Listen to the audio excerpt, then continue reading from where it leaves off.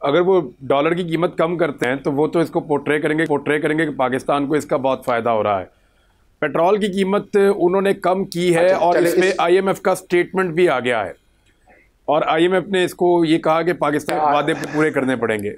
वो तो उन्होंने इमरान, वो पेट्रोल वाला तो उन्होंने मिफ्ता के साथ बड़ी गेम खेली है यार। डॉलर के अंदर भी उन्होंने किया है एक हद तक, लेकिन पेट्रोल में तो बड़ी गेम खेली है। उससे बढ़वाते रहे टैक्स लगवाते रहे। ये आलमी मंडी के अंदर तेल की कीमतें पहले कम आ चुकी थी, वो उन्होंने मिफ्ता के वक्त में गिरानी नहीं थी प्राइसेस। जैसे मिफ्ता गया उन्होंने रोक के रखी हुई थी, डार साहब ने वो जो कमी हो चुकी मिफ्ता के वक्त में वो पास ऑन कर दी, तो डार साहब को हीरो बना दिया है। अभी जरा देखते हैं, उस वक्त से आलमी मंडी के अंदर तेल की कीमतें दोबारा बढ़नी शुरू हो गई हैं। 15 तारीख ज्यादा दूर नहीं है, अभी देखते हैं क्या करते हैं। और आईएमएफ ने जो कहा वो ठीक कहा। अच्छा, अब आ जाएंगे क्या रुपए की कदर कम होने से पाकिस्तान की बेहतरी होती है, मतलब रुपए की कदर में बेहतरी होने से, इजाफा होने से पाकिस्तान की बेहतरी होती है? नहीं।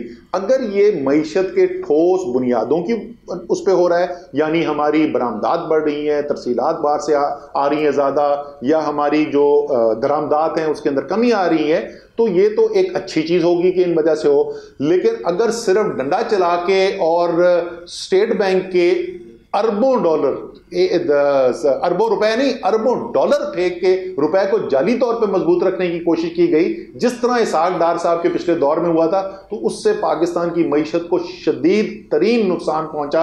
और जो बदतरीन बहरान वो छोड़ के गए, मेरे लिए नहीं, मिफ्ता इस्माइल के लिए छोड़ के गए पिछली हुकूमत में, वो इसी पॉलिसी की वजह से था। और पाकिस्तान की तारीख दफा हुआ कि बरामदात 4 साल में बढ़ने के बजाय कम हो गई। असद उमर साहब, ये जो डेंट पड़ा है पाकिस्तान की इकोनॉमी को, आपकी टेक्सटाइल इंडस्ट्री बंद हो रही है, बल्कि उन्होंने अनाउंस कर दिया कि वो सब बंद कर देंगे जो उनके साथ सलूक किया जा रहा है। इस सिचुएशन में जहां पे आपकी कॉस्ट इतनी बढ़ गई है और एनर्जी कॉस्ट बहुत ज़्यादा बढ़ गई है, बिजली की कीमत, गैस की कीमत, तो वापस अगर आपको हुकूमत मिल भी जाती है तो आप कैसे खड़ा कर पाएंगे? ये तो मुमकिन नहीं दिखाई देता जल्दी। बहुत अच्छा सवाल आपने किया जनाब। अगर मैं आपको ले जाऊं ना वापस 2017-18 के अंदर, एग्जैक्टली यही सूरत हाल थी टेक्सटाइल इंडस्ट्रीज की। फैसलाबाद के अंदर पावर लूम इंडस्ट्री शदीद तरीन क्राइसिस का शिकार थी। तकरीबन 10 लाख के करीब मजदूर जो हैं वो बेरोजगार हुए हुए थे, और मशीनरी जो है टेक्सटाइल की वो सरिये के दाम बिक रही थी उस वक्त। हमने टेक्सटाइल की पॉलिसी बनाई, इमरान खान साहब को मैं साथ लेके गया, फैसलाबाद में खड़े होके हमने ऐलान किया पॉलिसी का। खान साहब खुद वहां पर मौजूद थे। वहां पे पहुंचने से आधा घंटा पहले एक सीनियर लीडर के पीटीआई का मैसेज आया कि ये तुम नहीं कर सकोगे, मत करो वादा। वो वादा क्या था उसकी तफसील में नहीं जाता, मैं बुनियादी उसका जो दिल था ना उस सारे उसका, और किसी टेक्सटाइल वाले से पूछ लें कि असद उमर सच बोल रहा है ये झूठ बोल रहा है। हमने कहा कि जो खत्ते के अंदर आपने मुकाबला करना है बांग्लादेश का, इंडिया का, श्रीलंका का, जो तवानाई की कीमतें हैं बिजली की और गैस की, हम उससे मुकाबले के आपको कीमत देंगे ताकि आपके हाथ पीछे ना बंधे हो, आप बराबरी के मुताबिक मुकाबला करें इन ममालिक के साथ और आजाद हैं आप। वो इंडस्ट्री अल्हम्दुलिल्लाह टर्न अराउंड की, उसमें अरबों डॉलर की नई इन्वेस्टमेंट आई। फैसलाबाद में ऐसा वक्त आया कि लोग मुझे बता रहे थे कि मजदूर मिल नहीं रहा, इतनी तेजी से तरक्की कर रहा। उस सारी तरक्की का इन्होंने बेड़ा गर्क करके रख दिया। जो उनको कमिटमेंट्स की हुई थी उससे ये इन्होंने वादा खिलाफी की, कीमतें बिजली की और गैस की इन्होंने बढ़ा दी, और उसके बावजूद लोड शेडिंग भी, इतनी कीमतें भी बढ़ी हुई, साथ लोड शेडिंग हो रही थी, इन्होंने घुटनों पे बिठा दिया उस इंडस्ट्री को। आप बिल्कुल सही कह रहे हैं, इस वक्त लाखों लोग बेरोजगार होने जा रहे हैं और सनतें बंद की जा रही हैं।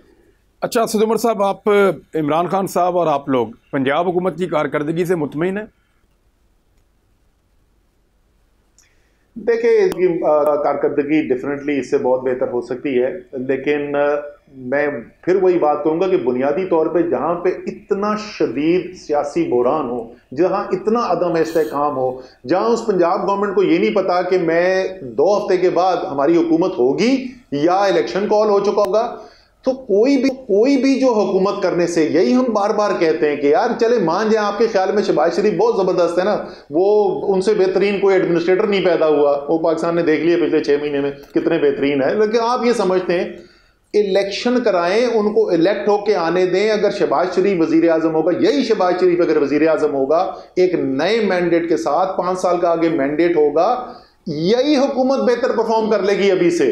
जो इस वक्त की सूरत हाल है उसमें कोई भी परफॉर्म मुझे लगा दे, मैं नहीं परफॉर्म कर सकता। जहां यही ना पता हो कि हुकूमत 2 हफ्ते के बाद होगी कि ना होगी, तो ये पंजाब हुकूमत या उसकी बात नहीं है, इस गैर यकीनी में परफॉर्म किया नहीं जा सकता।